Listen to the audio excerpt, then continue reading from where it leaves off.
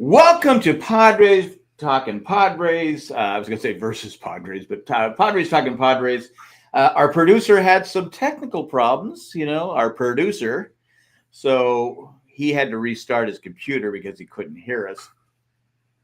So he says, I think he just wants to go to bed. That me personally, I think he's just trying to get out of it. But anyway, Jerry, how has your Padres? And he will be joining us soon, as he gets his technical difficulties out of the way. So how's your Padre week been? I guess it shouldn't be unexpected, Jack. Just another roller coaster week, and I listen to. I think I tell you all the time. I got that. It's a great 1 hour program here locally in San Diego by the local sports station, and that's all they do is they call it the Padre Roundtable, and I really get good ideas out of it, and you get some semblance of what six other guys are talking about and what they're hearing from their radio listeners and stuff like that. And you just realize every week is just a whole nother set of games. Nothing, one game does not make that guy's a loser now, or that we need to get rid, we need to DFA this guy, stuff like that. So obviously we had I said that about Peralta. A little bit of hiccup, a little bit. Yeah, exactly. In fact, Jack, now that you bring it up, they were talking about Peralta a little bit today and saying you do realize that Peralta was about yay close to being DFA'd, and then he had a home run in Texas the first week of June. No, I'm talking about Wande. Oh, I'm talking about David Peralta, but no, kind of the same feeling as we had with Matt Carpenter, with Jason Hayward, obviously, comes to mind. These guys that you sit there, you go, oh man, it's just not working out, And there were some different takes on the the Jason Hayward thing, and I can appreciate that. I have definitely swung from the give it more time to more of I definitely need to lean at least towards more of a platoon and not just righty lefty, but more of a spot start for Hayward. Let's try Lockridge for a little bit, see what he does against right-handers. And, you're not just totally divorcing yourself from Hayward completely, but the problem is now you've probably taken, I would say, one of your most valuable bench players and made him a semi-regular. That's my thoughts on that one, though. My thoughts on Hayward has been from the start. I don't mind him being on the team. I just don't want him to start. I don't. His stats over the last 3-4 years have been declining. Right. He's not an everyday player, and it's a black hole right now in center field. I mean, it just is. I mean, we just don't have the. We're talking about Jason Hayward, Jay, and I said my favorite player. My philosophy is I'd rather put Wade and Lockridge out there for two reasons. The main reason is they're just faster. I mean, that neither of the three are going to give you power that you need from that position. Hayward just doesn't have the power he used to have. He might be able to muscle 8 home runs all year long. That's not enough that we need out there. So if we don't have power, I got 2 guys I know that can run, and they're hitting it. They would hit, even if they hit the same as Hayward, it's still, if they get on base, they got a better chance of doing something. Also, defensively, Hayward is good when the ball's in his range, but he's not giving you that extra. Whereas Wade and Lockridge have speed, and they cover a lot of ground. I would rather have them out there than Hayward. Again, Hayward can stay on the team. He's got to be a good bench presence and something like that. Do we need him as leadership? I don't think so. But again, I'm not saying cut the guy. I'm just saying I'd rather have Wade and Lockridge out there than Hayward out there every day. All right, so there's Jack's thoughts. Jerry, do your thoughts about it? A little bit. Like I said, I'm leaning more towards what Jack's saying, but I'm not quite all the way there. The piece that I had not thought about until I listened to that 1 hour roundtable on the local radio station was you're taking one of your best bench pieces, and you know how much, especially with our catchers, and most catchers are slow. And so if you start Lockridge and you start Wade, or you just start one of them, you got one chance to do the pinch running. And sometimes you need that second one and also that defensive replacement and, and on and on and on. And so I don't know if I'm quite there, but I think that Lockridge in particular has earned the right to a few more right-handed starts just to give him a chance. He's been hot lately, and I think that's kind of where I'm at. Give the hot hand a chance, because if let's just say Lockridge for just a scenario goes 1 for 12 in the next 3 games. Okay, let's get Hayward back in there for a little bit, maybe a little bit arrested, has given him an eye or whatever. Because Hayward's swing to me is fine. It's just he's flailing at everything. And that one at bat, what was it, Tuesday night, I think it was, 3 straight pitches, and one of them was like a foot outside. I mean, it was predetermined that he was going to swing at it no matter what. And that I don't like from him. I don't like it when Tatis gets that mode or Machado. So, but that's kind of where I'm leaning. I'm not ready to get rid of the guy. I do understand he's a good clubhouse presence from what the players say. So, okay. Now I'll say my piece. Mm-hmm. Cut him now. Get him out of here. I'll say this though, Jerry. If you're worried about, do what though, I gotta finish my thought. Let me finish my thought. Do what? Big. I mean, it's not too dissimilar from what you all are saying, right? Like you have Lockridge, who is fast and he's getting hits, and there's not much power, but whatever. We're not a power-based team. We're a line drive hitting things we're trying to do, right? And Wade and Lockridge have proven themselves to do that at a better rate than Hayward, because how many times, if he's your 7 or 8 hitter, how many times have there been runners on first and second and third, bases loaded, and Hayward comes up to plate and he flails at a pitch 10 balls off the plate? And I'm not saying, again, we have great players and we don't need to, but like, if we have another option that's going to be better, and I understand sacrificing the speedy bench piece, but I'd much rather have, maybe like even a 240 hitter over a 170 hitter in situations where our great 1, 2, 3, 4, 5, or 6 hitters are on base, and then Hayward or Lockridge or Wade, it's those two before I even get to Hayward. Right. But one thing I will state: the starting left fielder for the San Diego Padres on August 1st is not on the team right now. Agreed. That is my opinion. I just because the only thing I'll say is that for a short time, Lockridge has done a job. For a short time, Wade has done a job. Before this, they weren't doing anything, right? For a short time, Gonzalez did the job.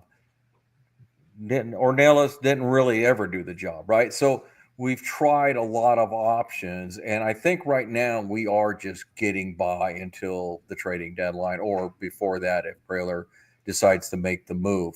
Yeah. You got to get to, though, what are you going to give up to get?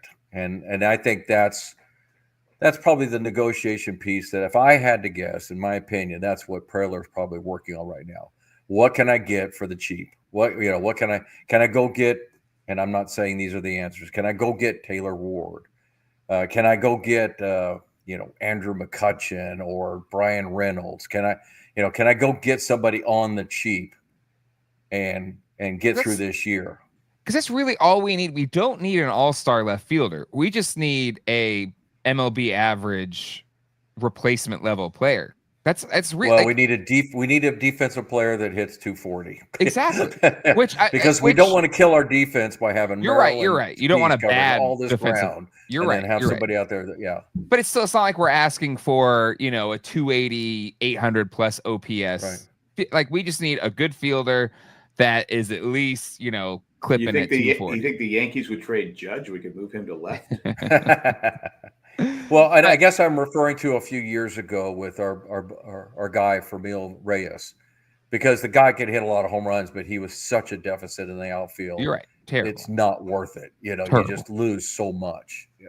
He was a DH. But they started him in left field, and then he went to DH because the DH did not exist in the National League at that time. Hey, Mike, we're not freaking out. We're just having conversations. Come on, Michael. We do have a black hole in left field. I mean, that's you can't even debate that. I mean, it's just you're getting no production consistently from left field. I mean, every team's going to have that, right? But I do think something's kind of interesting where you had David Peralta, who's an old man, but you know what? He had a damn good season with the Padres last year, right? After June. But I mean, okay, he was ready to be cut. September playoffs. He was the Jason Hayward. We were talking about this before you came back on. He was the Jason Hayward of this year. Everybody was like, why do we have this guy? And in June, first week of June, he hit a home run in Texas and he took off on a hot streak for a while. So, agreed. But he didn't come onto the team until May. He was a deficit in the field.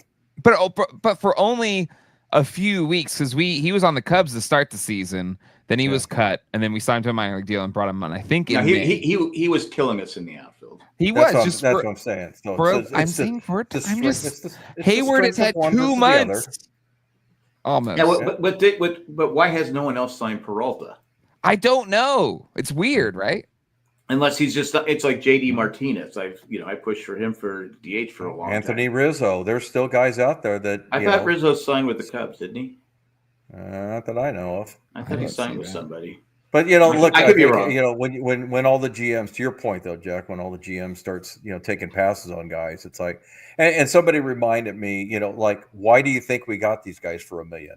Because we are the only ones that called them. Sure. That's why Peralta's probably holding out for 5 or 6. Because you get to a certain point, I think, as a player, it's like going, okay, why am I going to go play for $1 million when I have plenty of money? Yeah, but they're currently playing for no $1 million. But I get it. But it's just like, okay, $1 million after taxes, still a lot more than I make a year. Okay, but I think the thing you don't have talent. I don't think it's about the money anymore. I think for a lot of these guys is, do I want to hang on? And some people have that ego and some people don't. Some people are like, I'm fine. I had a great career. I'm done. He has his 10 years. So want to always get their last grasp of every bit they can, Well, a lot of people don't want to. I can get it. The guys the Padres have had recently, like Donovan Solano is doing squat.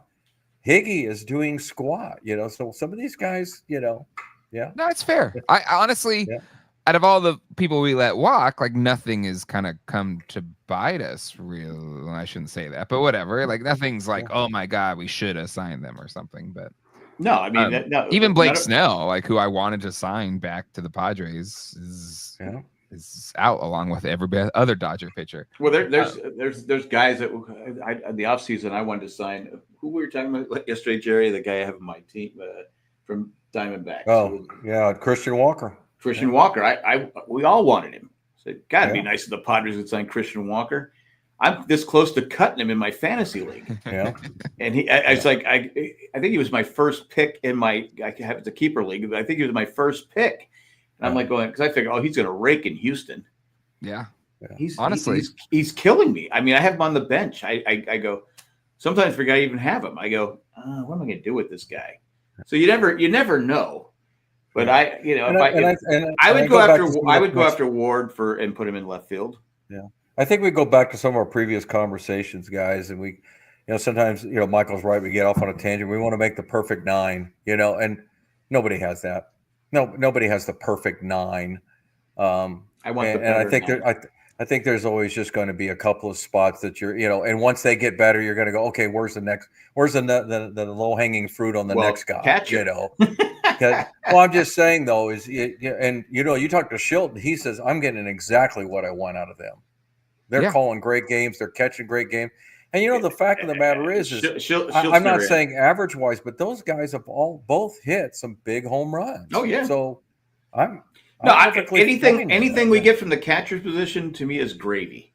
Yeah, it's just great. Well, that's what Shilton said. And honestly, like I thought Maldonado was totally washed. And he's gotten some good hits. He's hitting over 200, I think, which is better than what he's done the past few years in his career. Yeah. And he has shepherded some really good pitching, including Vasquez.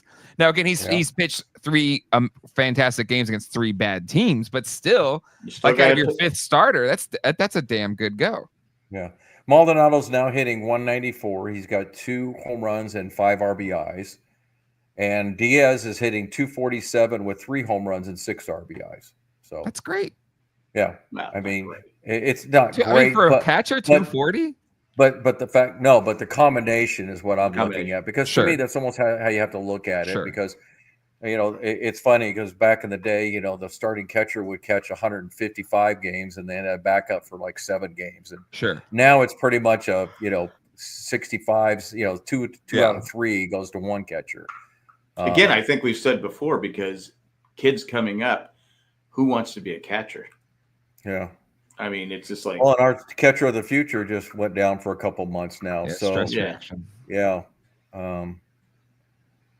Which, X-ray changing loves our topics a little tangents, bit. but, I'm not so sure. I'm not so sure it's not about time to think about trading Salas. I would, It's if good for him. well, Not now. I His think value's down. I think we started talking about that last year.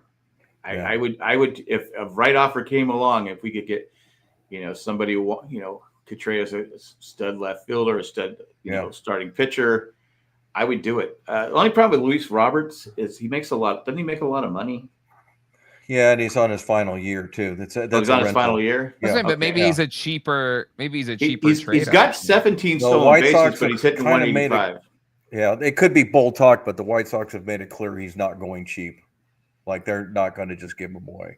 So now that'll probably change when you get about 2 days in front of 2 hours in front of the trading deadline, because what are they going to do? Keep him? He's not going to sign. He's leaving. So talk is cheap on that one. That's good. That's a good negotiation, though. I wouldn't say, you can get him for. Nobody's gonna break sell the farm for 186 batting average. Exactly.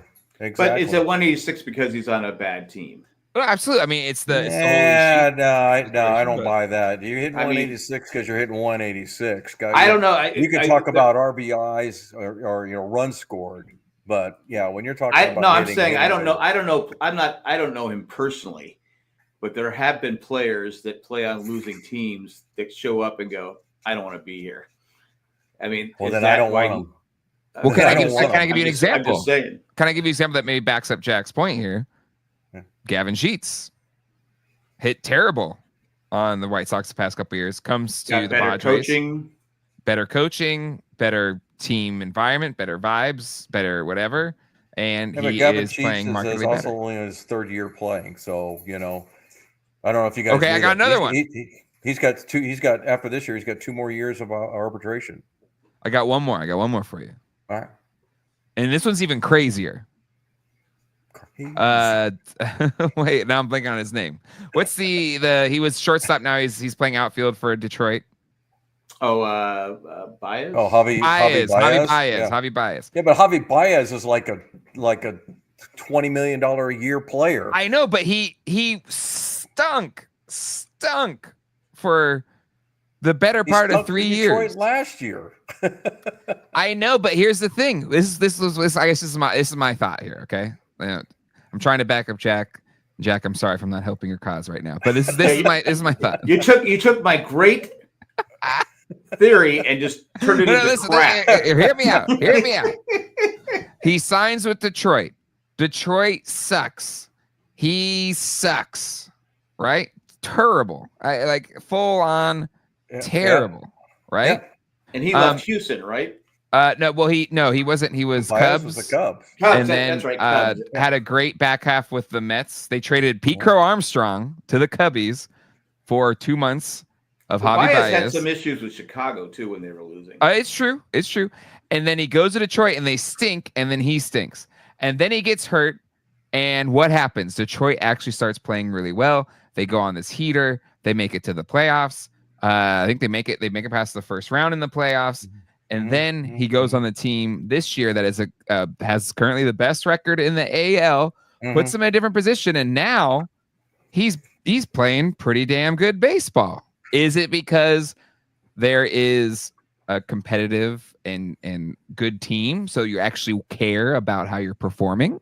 You want me to shoot it down quick, or do you want to take the slow path? No, go ahead, shoot it down quick. Todd Frazier.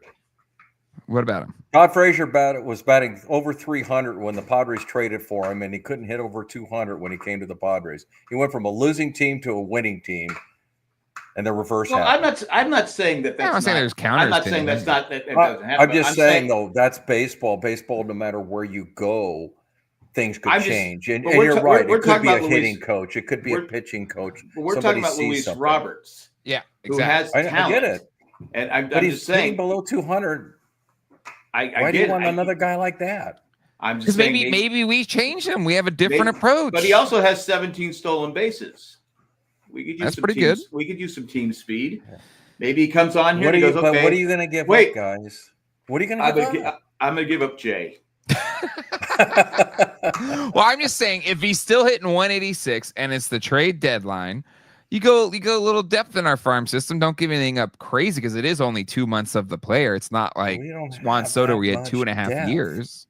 I understand. I'm just saying. I mean, I get what you guys are saying, and I'm trying to be. And Michael's backing up Jack and I. I'm trying to be. I'm not even saying I want him. I'm just saying that maybe his problem is he's on a team. There's just players that just can't get motivated to go play on a team that sucks. Yeah. I mean, but the best way to get off of a team that sucks is to play better, because no suitor out there in Major League Baseball is going to give up much for a 186 hitter. That's true. Not, I get that. But say he comes to the Padres and we're competing for not only the playoffs but the division, the World Series, and he goes, all right, I got 2 months to turn my game around and go out and have a big two. I mean, you've seen it all the time where a guy has 2 explosive months, goes in free agency, and someone offers him 6 years, $150 million. Can I give you another example of that? Javi Baez traded from the Cubs to the Mets, has an 860 OPS, and then signs a $140 million deal with the Tigers. Yeah.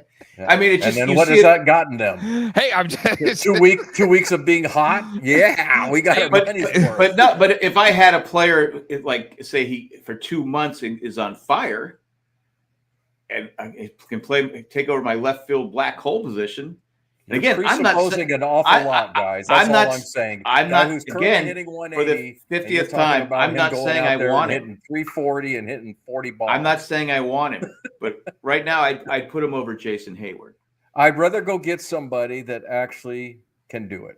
That's actually doing it now. To me, it's just another Oscar Gonzalez, Lockridge, Wade option. And if we're going to spend capital, or if the Padres, are going to spend capital, I'd rather get something that we can kind of hang our hat on and say, this is the guy now. Not, well, let's try him for a couple of weeks and see if that works out. Because maybe I'm feeling a little bit more scorched from the Carpenter experience, from the Nelson Cruz experience. Now the Jason Hayward, the Gurriel. Well, how old is I'm tired of experimenting. How old is Luis? Luis. How old Louis Robert. He is. Well, he can't be but his mid-20s because he's going to free agency. He's 27.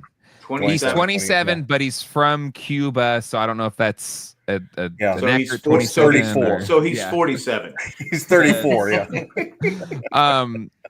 So, but he's older than Gurriel. Yeah.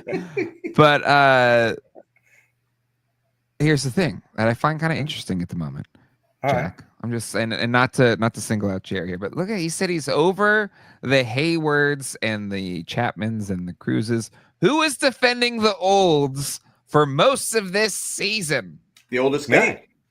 Me. Yeah. I know. And now you're saying you're over it? I'm saying that I said a long time ago, Jay, you can go back and look at our podcast. My decision was not going to be based on a week or 2 weeks. We are now in the middle of May. We have now had almost 2 months of baseball. Almost 50 That's games. all I was waiting for. Fair. We're 25%. Okay. So are you with me? No more olds? It's not so much no more olds. I have, there's plenty of performers in the baseball that have performed into their late 30s. It's a case by case. It really is. And all kidding aside, the juice era. Some guys do get longer careers because of their age. I'm not trying to signal these guys out, but you look at Hank Aaron and Willie Mays and some of these guys played till their mid 40s. Sure, yeah.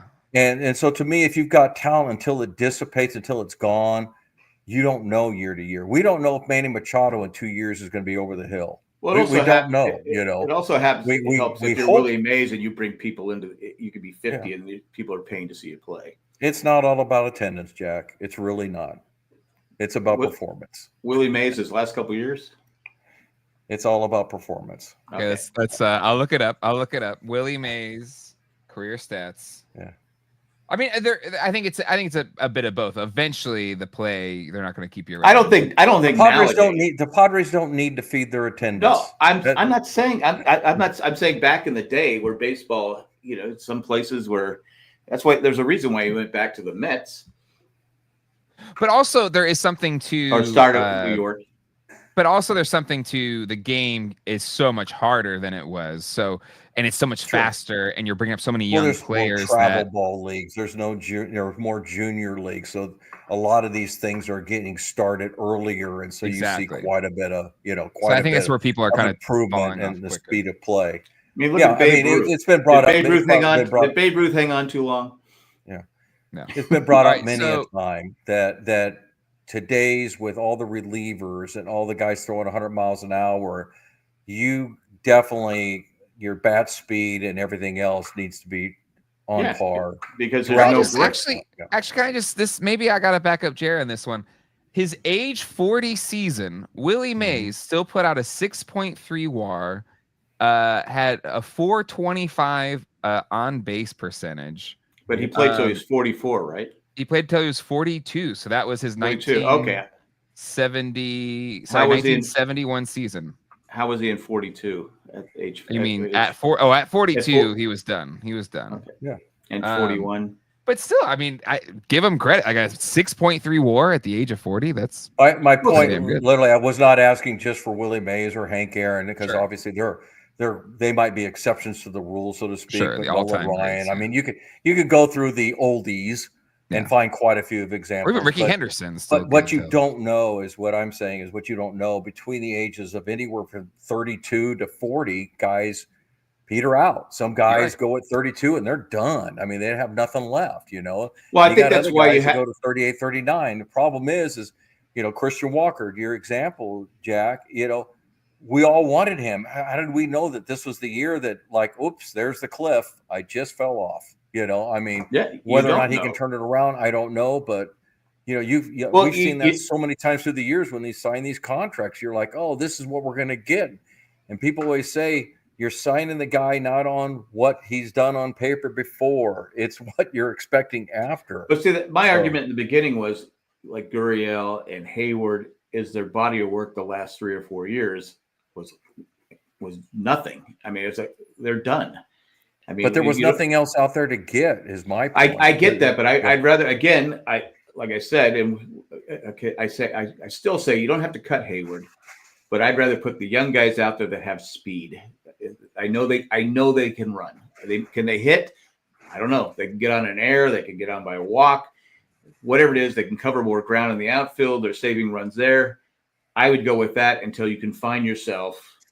And maybe one of them break, because like you said, you've been saying all season, Wade is a different player this year.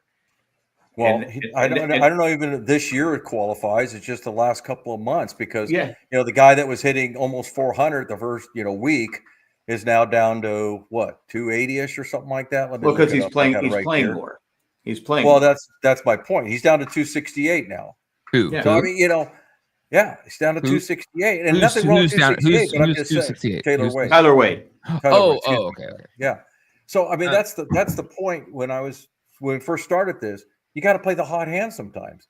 Yeah. And that's going to change. So maybe you try. I think that's what Schill kind of came up with his last game. He's like, let's give Lockridge a try against the right-hander. Let's just give him out there. Came up with a big hit. Okay, that's one game. That's 1 out of 4 at bats or whatever. That doesn't make to me a conclusion of like, oh well, here's now let's go with Lockridge. He's our left fielder. I think again, I'm not even saying that. I would rather go with the Hayward doesn't have speed. He's not. He someone actually who's- does. He just doesn't. but He's not as fast as he used to be.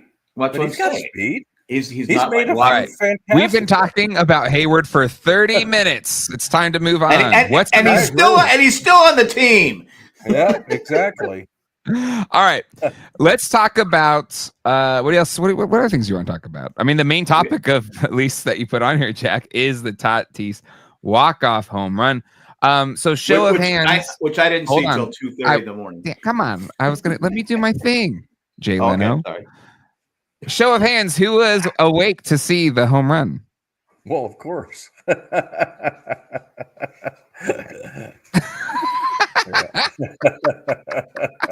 Sure, I stayed up for the game before when we had a three-run lead going into the ninth. Yeah, I had to. I had to two-run endure lead, I that think. one live. So yeah. No, So I I watched. stayed up- I stayed up for both.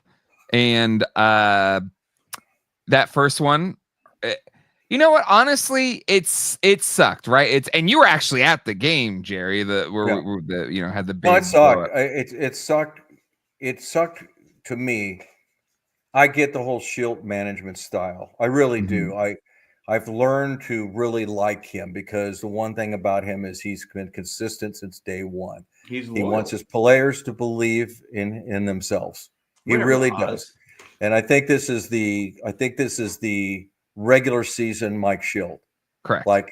And so when we went to the game and Suarez had walked the three guys, I said, it's time to get him out. I believe in Suarez, but every pitch was exactly the same. This high, this high, this high. It was off. It was a and he release was- point. It was a release point. and he was getting frustrated.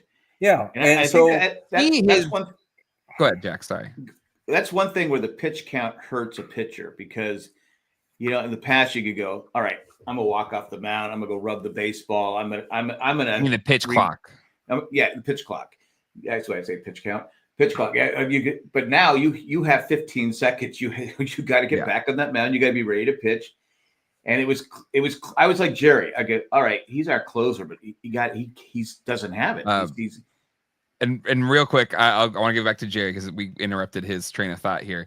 But I will say he looked sick, like he looked sweaty, like he was sick or something. But you get the Jerry, pitch go count ahead. up there a little bit in the same inning, like Jack is saying. I think the thing for me though is there is a time when a manager should be able to go out and just say, "Look, you just don't have it tonight." I don't have a problem with that, and I get what he was trying to do, but when he walked the run in, I was just like, okay, come on, like enough is enough. Let's just get somebody else in there. They had a visit from Ruben. I mean, the whole 9 yards. I just hate giving it away, and I felt like that's what that ended up being, was just giving it away.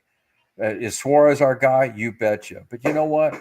Unfortunately, the last week, our bullpen just showed that it was human. Yep. Yeah. And it's going to happen, And we lost one game because of it, and I didn't want to lose more going forward, Sure. Kind of thing. And last night they did great. Thank goodness for Tatis hitting the walk-off, because that saved our bullpen a black eye, because Estrada had given up two straight same pitches down the middle, kind of thing. And I was talking to Jack, or texting with Jack. Well, I think you were on the text too. The thing that mystified me about the Estrada thing was Dylan Cease had struck out 10 guys, 8 with the slider. Why are we throwing fastballs to these guys? Yeah. Like they had already proven through that game, they did not recognize the slider. Yep. So whether it's Estrada or whoever you bring in, first thing I'm telling them when I'm handing the ball is, hey, throw sliders. They're not It's hitting drowning. Yeah. Well, I give him the chance. No, I think that's fair. Do you? Again, I don't want to second guess Schilt, right? Because I do think he is, obviously, you look at the different ingredients to the 2023 team that imploded and the 2024 team, and one just crumbled under pressure. Like, just you look at the stat line. AC brings it up a bunch, like what that 2023 team was and what this team has been under Mike Schilt, and it's a completely different culture and different team, like almost night and day different, right? Yeah. So I don't think you have that without Mike Schilt.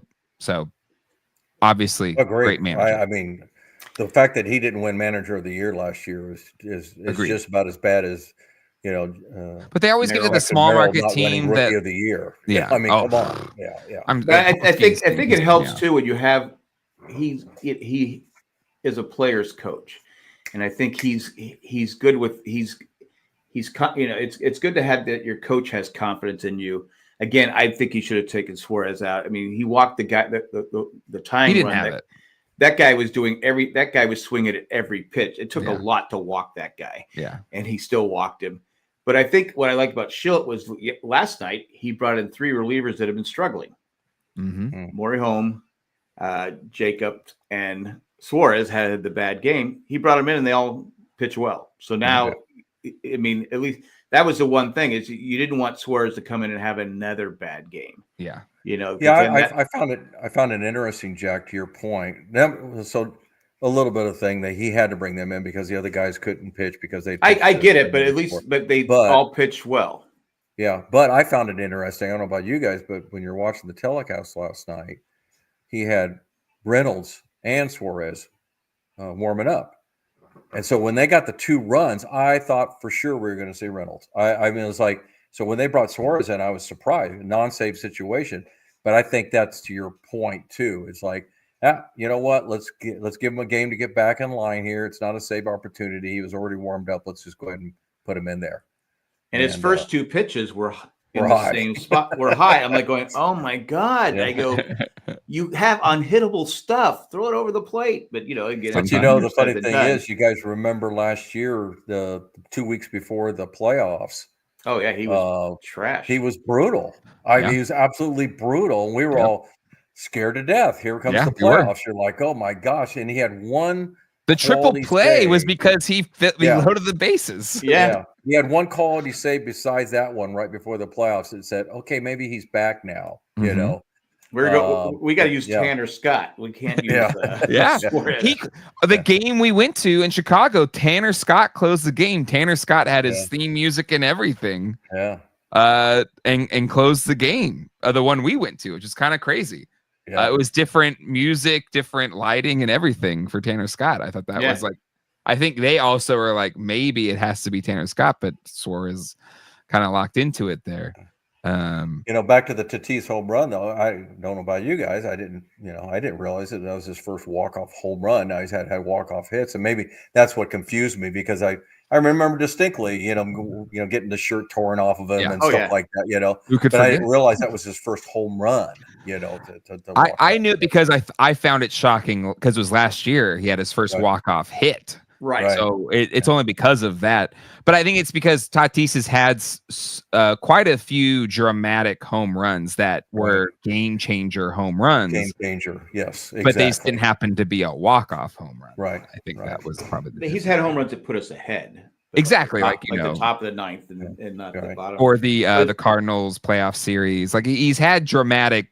Sure. Oh no, he's had more than a few of those. Yeah, I woke up at like 2:30 and I said, okay, let me see what happened. So I'm like this. I'm looking. I go, oh, we won 6-4. I go, all right. And I go, we scored 2 in the 9th. I go, oh, so I rewatched the game. I went back and I also looked at the chat and I said, all right, Jay's done with Hayward. What did he do? So I went back and saw that it was bases loaded. He struck out or popped up. In fairness to my activity on the chat, at least once every time he plays, I'm done with it. Yeah, that's true. Yeah. So I was up for like 45 minutes. You've moved on from Gurriel, and now you have Hayward. Exactly. So, I'm like that Grim Reaper meme where it's just like goes door to door.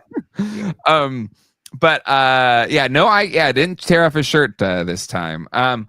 Still got the ice bath, but I will say, I was tired, and after staying up late the night before, I was like, I gotta go to bed. And I think I even said as such. But then I was like, got ready in bed, and then I'm just like, and then I look at my phone, which will show the score, and I'm like, well, they're coming back up. Tatis will be up. They'll be top of the order. Maybe something will happen. So, I turned it off the TV in the bedroom, and I just had it on my phone like this, laying in bed watching it. And Colleen's asleep next to me, and then it happens like, and it was fun. Those are always nice when it goes that way and not the other way. So I stayed up for the wrong one. Yeah. Now let me throw one your guys. Okay. Okay. So one of the topics of conversation today is Manny Machado. So Manny What a Machado, as we heater. know, is hitting, 340. I think he's second to Freeman now Yep. in average. He's hitting 340, but he's only got 3 home runs, right? Mhm. So the question is what version of Manny do you want? This one. Do you want this version, or do you want the one that usually bangs out 25 to 30 home runs? And that's not to say that they won't come later, but that's kind of the question that they bandied about today. This one. This one 100%. Because he's Why? just Yeah. because to me, this team is not about the home run. They score runs however you can score runs. They score runs on outs. They score runs on hits. They score runs on, home runs. Like they do it every which way. And to me, I look to our hitting coach, is it Victor Rodriguez? Yeah. And he's like, it's the colder months, especially at Petco. The ball doesn't carry as well.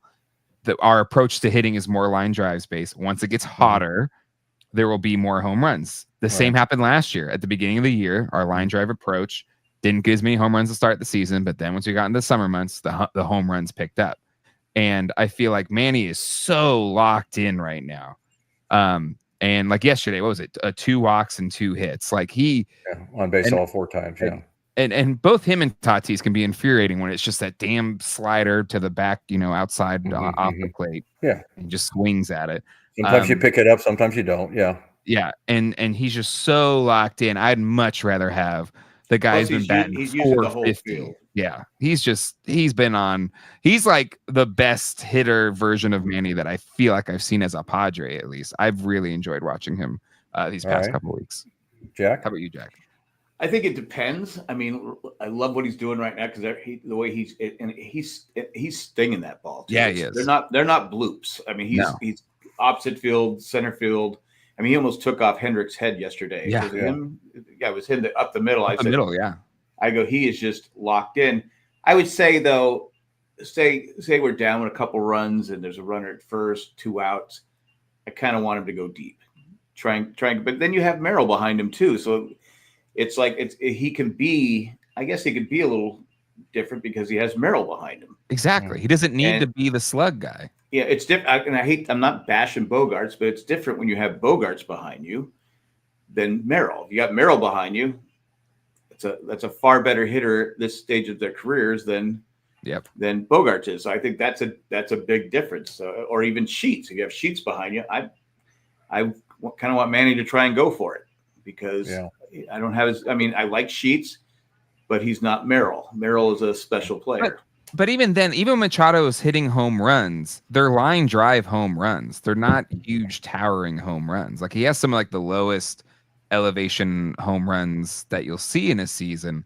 I believe that last night they put the stat on there, Jay, that he has the most line drives in Major League Baseball this year. Exactly. And so I guess I believe in what Victor is saying here in that. Right. Especially with the Padres left field wall, it's so short over there that once it gets hotter and the ball travel a little bit more, you're gonna see a 2x to his home run total, and he'll be close to that 30 mark. But to me, it's just like he's getting so many hits. He's got, knock on wood, no injuries or anything. He's gonna get 2,000 hits this year.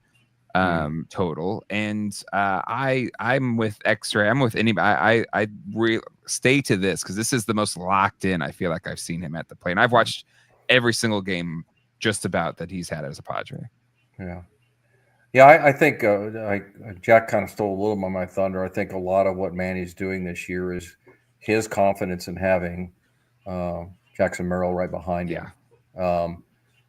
It takes a lot for a veteran of his stature to kind of give way and say, the kid behind me can take care of it. I'm not going to chase anymore.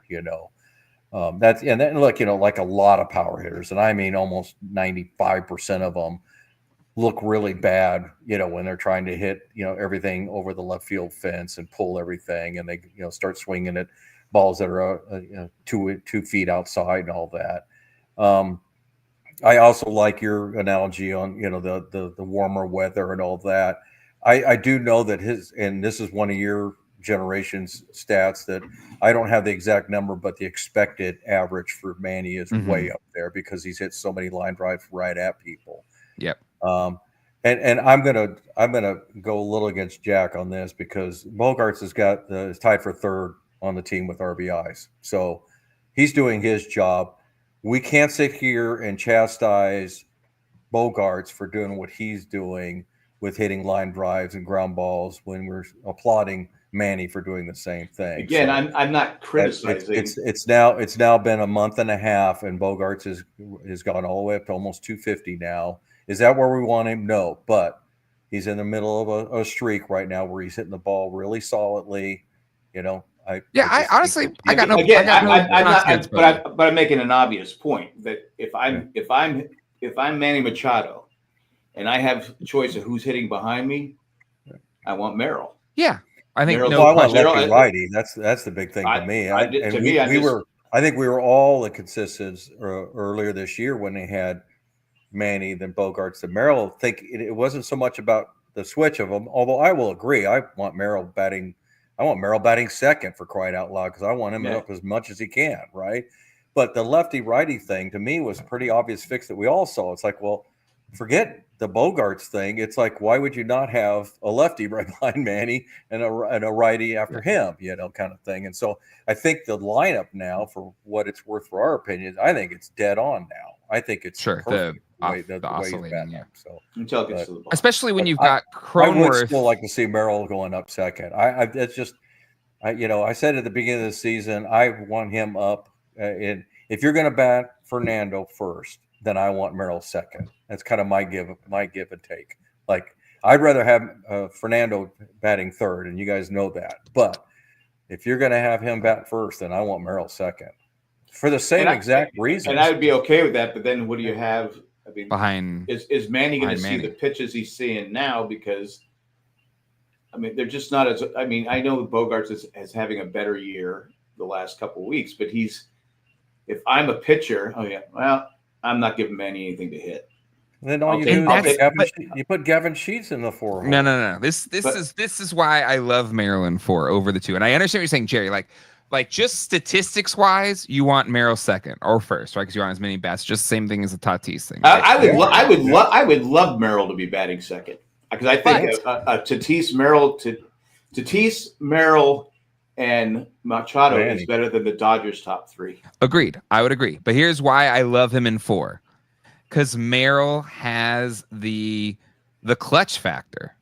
And to me, the Arise getting on base is like at least one of the 3 getting on base between Tatis, Arise, and Manny Machado. I wonder what the odds are. Like, if you just look at the odds that one of them get on base, if it's, start of the game or there's no outs or whatever, then I want Merrill up there with people on base. Versus it hasn't happened nearly as many times as you think, Jay.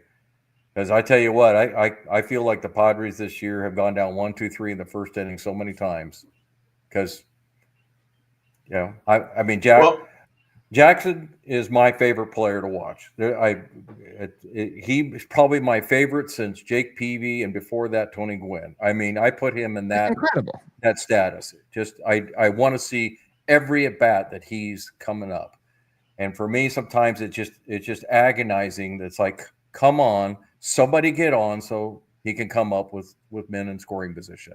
Arise's biggest problem. I've been saying this since last year. Arise, he doesn't walk, and I think he's trying to walk, and it's kind of messed with his game a little bit. No, he swings at so many. He swings at everything, and he can put a bat on it, but he swings at everything. To me, I don't want him batting second because he doesn't walk. He hits 350. That's great, but you don't. What is your on base percentage? 350 because you don't walk. Agreed. This may be crazy, but we do have a left-handed hitter that currently has like a 450 on base percentage in the likes of Jake Cronenworth. Yeah. Do you put Jakey on 2? Because he's quietly having, even though he was hurt for a good chunk of it, a phenomenal start to the season. 2 opposite field hits yesterday. Yeah. And he's walking a ton. His on-base percentage is the highest on the team, I think. Yeah, if Jake can keep it where he's at, because Jake is kind of he's streaky. He's kind of the current Will Myers. I loved Will Myers, right? Ooh, I feel like he's better than here's Will what I'm Myers. going with. Okay. Because when Will Myers was hitting it and spraying it all over the place, he was a wonderful player. Absolutely wonderful player. But boy, as soon as he had jacked one to left field for the next week, he's pulling his head. He's pulling his head. Unless Jake's changed, that's his kind of stigma. If he hits a home run to right, boy, look out for the next week. He's just going to be pull happy, pull happy. I loved seeing him going to left field, So last 30 and, games. again, here we are, as Michael said, we're, half a game from being the best record in baseball.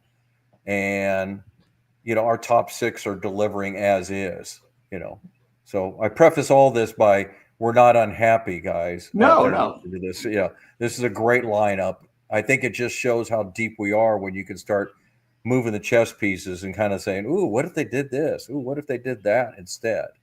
But that's probably my one thing is I'd like to see Merrill get.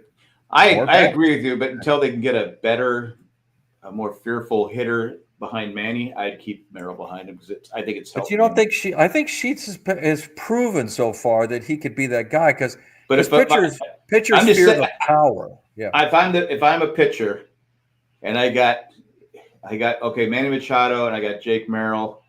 Okay, I got Manny Machado and I got. Did you call him Jake Merrill? Jake Merrill. Okay. Hey, I can get rid of the Jackson. I can get rid of the Merrill Jackson. No, don't say it, Jerry. You're gonna lock it back in again. If I can get Jackson Merrill, I don't want to face Manny and Jackson Merrill back to back. Agreed. I just don't want to do it, and so I think Manny's getting better pitches than he is too. I think that's part of the thing. Is it's like they said when you back in the Yankee days. I'm sure Michael remembers back when you had Roger Maris and Mickey Mantle. Well, Maris was struggling. They flip-flopped him. Suddenly, Maris is getting better pitches to hit, and he hit 61 homers. Yeah, but okay. So let me just use your logic, Jack. Then why wouldn't you want Jackson hitting right behind Tatis for the same reason? Again, I agree with you. I want Merrill hitting second, but I also want Manny being protected. And now we don't. Again, I don't see the difference though because Arises I would not say is really protecting Fernando. He's not. I agree. But Tatis is the host unto himself. Tatis is leading off. Yeah. So you don't want to walk the leadoff hitter. Exactly. Right. So you got to kind of pitch to him. And but Arises, do I want Arises batting second? No, because unless he gets on one of his hitting streaks where he goes 3 for 4. He really hasn't done that this year. That's why I made a joke about saying he hit better last year with his thumb being all busted up, and he did. I think the other sound part of it, if I want to get a little deeper, is I'd rather have Jackson or Jake, either one, running instead of Arises. Oh yeah, agreed. So again, you take the slower guy, throw him down to 6th. Let me be the counter argument to this train of thought. Arises was out for a period of time. When he was out, we went like 1-7. The day he comes back onto the team and in that lineup, we start winning again. No, it's no knock again. It's not a knock against Arises. I'm not saying get rid of him or anything like that. I'm talking about batting order here. My thing is well, you're also mixing some stuff there because we were also missing Jackson. But Jackson didn't come back. Once he came back, the Padres started winning again, even before Jackson Merrill came back. Yeah, one piece of the 8. Yeah, I know. It's just I don't disagree with him. I can't make those arguments on like this many games. Come on. All right, we are coming to the top of the hour. Any just lightning round stuff, quick things we want to hit on before we pick our predictions for the next set of games? One quick one. All right, Jerry, you get a quick one. Go 6. One quick one, and do a quick poll. You don't have to say why. What one of your maybe favorite or what do you want to call it, players that should be in the Hall of Fame? I think Donnie Baseball, Don Mattingly, should be in the Hall of Fame. Okay, Jack. That's hard to argue. Donnie Baseball should be in the Hall of Fame. My favorite player? I don't know. I like Donnie Baseball, but I wouldn't say he's my favorite player. But yeah, I he's think not my favorite. I think he should be in the Hall he of Fame. he was amazing for 6 seasons, and like I said before, Sandy Koufax was only good for 6 seasons. So Right. I'm going with Dale Murphy. Del Murphy, yeah, that's another one. I to this day cannot understand, and he was one of my favorite players, even though he was a Brave. The guy was amazing. Guy won a couple of MVPs. Was just he was someone you didn't want to you didn't want to face him. He was just a destroyer, and it baffles me on why he's not. So. I think what hurt him is he didn't do steroids, and towards the end of his career that was the steroid era, and I think he went down, and because he just dropped off. He did. But I agree. Gary Carter, I agree, should be in the Hall of Fame too. Wait, Gary Carter isn't in the Hall of Fame? No. He is in the Hall of Fame, isn't he? No, I don't think so. Damn. I could be wrong. I think I agree with Michael. For some reason, people didn't like him. He had that kind of Steve Garvey image. That's another guy that should at least be in the Hall of Fame. Steve Garvey should definitely probably be. Yeah, Steve Garvey should be in the Hall of Fame. Yeah. Nah, screw him. Not kidding. But I will say, not to get too controversial, but the Pete Rose, Shoeless Joe Jackson, you don't have to say like if you think it's right or wrong. Do you think Pete Rose should get elected into the Hall of Fame? Yes. Nope. Okay. And Jack says yes. Okay. Shoeless Joe Jackson, yes or no? Yes. Yes. I'm a yes there too. I'm a no on Pete Rose. Not to just be fair, Jerry saw Shoeless play. I didn't. No, great player, but he broke the worst rule. He bet on baseball while he was in baseball. No. Who? Pete? Yeah. Oh no, I agree. To me, again, I separate the two, Hall of Fame, and you have guys like Scott Rowland in there, but Pete Rose isn't. I mean, the bottom line is he broke the most unforgivable rule. He bet on. Well, not only broke it, but then doubled down on the lie. And he had 14 years to apologize for it, and he should have done it. It's like I don't separate it any from the steroids thing. If you would have come out and said, "I took it, I didn't know it was wrong, I'm stopping." I don't mind the steroids. Everybody would have said, "Okay, we're good then." But it's all these guys that came out and denied. And then, of course, you get in front of Congress where they can put you in jail for lying. And they all said, well, yeah, I did. Well, yeah, I did. But my thing with the steroids, Rafael Palmeira. Yeah. Well, the thing with steroids is they weren't banned by Major League Baseball when they were doing all that. So I'm like, well, if the MLB didn't ban it, they didn't break any rules. And again, gambling was against the rules. Yeah, once they banned it, then they used it. Yes. Then you're breaking the rules of baseball. Yes. But that's my point. That's what I was talking about, Jay, is they had an opportunity to come clean. All they had to do is say, because there was nothing in the rules that says I couldn't take this stuff. Mm-hmm. And I did. Yep. I'm done. That's all they had to do. Yeah. But no, I just not only the thing, but Pete Rose has a lot of other stuff in his history and just kind of gross. He's a bad guy. But again, not that I'm the morality police. There's a lot of bad people in the Hall of Fame too. But Shoeless Joe, I expect there's enough evidence that I don't know if he really knew what he was getting into. He wasn't the smartest of folks. Well, the bottom line is he hit 350 in the World Series. Yeah. So I mean, if you try to throw it, somebody 375. Know what you do to throw a game. Yeah. And he had the only homer in the game. No errors. So, yeah. But so that's why I'm like, Shoeless Joe, I'm good. Pete Rose, whatever. Yeah. Okay. Schedule. We're going to Michael, I'm guessing you're saying here, we got Seattle. Toronto, and then we go to Toronto. Let's go to Seattle. This is a tough one. Actually, it's kind of a tough across the board. We have Seattle and the Blue Jays, huh? Yeah. I mean, Blue Jays, I guess, aren't very good. We play next Thursday? Yeah, but it's an earlier game, so I think we should be good. Call and then the Braves. Wow. So yes, so we got Mariners for 3, Blue Jays for free, off day on Monday. And And then we get the Marlins and the Pirates, and that's the end of it, boys, because after that, it gets to the NL West. Yep. Next month this is the end. Yeah. So I don't know who wants to go first this time. I'll go first this time. I'm going to set the tone because I think I was the closest to being right because there was 2 losses. Well, we said 6-0, so yeah. So I think I win. Yeah, once they lost to Colorado, I was out of it.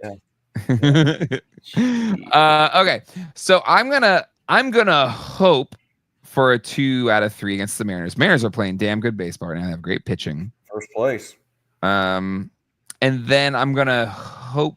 I'm gonna hope for 4-2. That's what my hope is. Jack, you go. I'm gonna go 4-2 just because we struggle against the Mariners. It's like the pitcher that went for the Rockies on Sunday. I don't know what it is. We can't hit that guy. Yeah, Marquez. Yeah, we just can't hit him. Every team's got that guy that know just matches up well. And Marquez, I actually unfortunately under my thought pattern. When I saw he was pitching Sunday, I was like, I probably should have gone 5-1. It's like he just has a way of baffling us. Yeah. But then again, Pivetta just kind of didn't have it that game. So it happens. Hey, can we just say thank God Charlie Blackmon retired? Just think. Oh yeah. It's such a different experience playing the Rockies. He would have had 5 homers that weekend. All right, sorry, Jerry. Go ahead. And the funny thing, just one last word on the Colorado thing. That if I'm going to lose to Colorado, that's why I want to do it because you know what, it's just going to happen. And Pivetta just didn't have it, and they hit some home runs, and he really, in my estimation, he had the one bad pitch to Goodman that went out for a 3-run homer, and then he walked the guy on 4 pitches before the triple. That was really the gist of his bad outing. So I'm going to go 4-2, and the only reason I was going to go 3-3, but I looked at the pitching matchups, and the Mariners are using guys I have not heard of. We're not getting either. No, they have a guy named Evans on Friday and a guy named Hancock on Sunday. Saturday has not been announced, so I don't know who it is. But we're missing. Are they lefty or righty? I don't know. I'm looking at the kind of the overall. Evans is one of their pitchers righty. is hurt, right? Okay, righty's good. Yeah, and Hancock is a righty. So okay, righties. That's good for us. Yeah. But to counter that, of course, then we got to go against probably the best 3 for Toronto, which is Bassett, Gosman, and Francis. And Toronto has a way of looking really bad one game and really good the other. I just don't think they ever hit the middle. It's just, they either really got it or they don't. They're talking about a roller coaster team. Yeah. They've been like that for like 3 or 4 years. So I'm going to be optimistic, go 4-2. Not so surprised that it's going to be 3-3. Okay. I'd love to see us do that 6-0 thing again, but I'm not going to predict it. So X-Ray says 4-2. Oz says 5-1. Ever the optimist, Oz. Not 6-0? No, that's hey, listen. For Oz, it's still pretty optimist. All right, that is gonna do it for this episode. I will not be here next week. I'll be out of town, but Jack and Jerry, you all going to be here next week? We will be here. Oh, beautiful. Unless I'm dead, I'll be here. Yeah. Oh, I'm so sorry, Michael. You wanted us to mention the banana pudding helmets. Gentlemen, did you or actually I should say, Jerry, you were at the game. Did you get yourself one of the now famous banana pudding helmets they have at the Petco I would not eat that disgusting fare if you forced me to. If you don't know, Jerry is one of the most persnickety eaters around. I hate bananas. I hate the smell of bananas. Make me want to throw up. He hates a food. What I did have it. He hates the smell of food that has taste. All right, sorry. All right, go ahead. What I did have in my free suite that I enjoy with my wonderful wife and my son was, let's see, a barbecue brisket sandwich, a hot dog, chips, an ice cream bar. I think there was more, but yeah. Dang, you ate well. You ate well. I ate very well. Yeah. Well, whenever we go to a Petco park game, Michael, I will try it out and then I'll give a review. Okay. What's the stuff? What's that cream stuff? It's bacon. It's like Nilla wafers, chocolate. It looks like marshmallow cream and. Okay, I'll try it because I'll give it a shot. Pistachios. and I'm gonna flick it on Jerry. Whoa. Flick it on his face so he Like has to puts lick him it like off. right under his nose. Yeah, poof, gotta lick it off now, buddy. On that note, hit subscribe and the bell so you don't miss any of the episodes. And until next time, hasta luego and goodbye. Have a good week, everybody. Go Padres. Arrivederci.